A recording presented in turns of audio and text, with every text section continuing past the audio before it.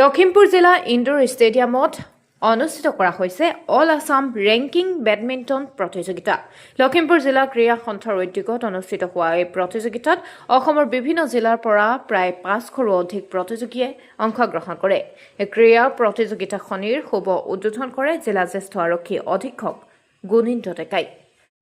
2026 বৰ্ষত প্ৰথমখন all Assam badminton ranking প্ৰতিযোগিতা আমাৰ লখিমপুৰ জিলা ক্ৰীড়া সন্থাৰ তত্বাৱধানত লখিমপুৰ ইনডোৰ ষ্টেডিয়ামত অনুষ্ঠিত কৰা হৈছে।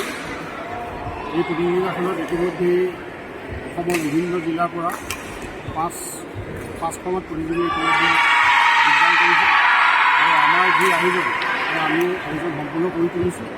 ইতিমধ্যে আমাৰ প্ৰতিযোগিতা আৰম্ভ হৈছে।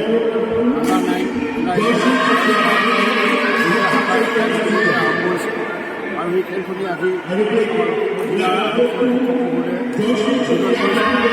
আৰু আমি আশা ৰাখিছোঁ সুচাৰুৰূপে সম্পূৰ্ণ কৰিব পাৰিম আৰু আমাৰ যিসকল খেলুৱৈ ইয়াত অংশগ্ৰহণ কৰিছে তেখেতসকললৈ আমি ধন্যবাদ আৰু কৃতজ্ঞতা জ্ঞাপন কৰিছোঁ। যিসকল খেলুৱৈ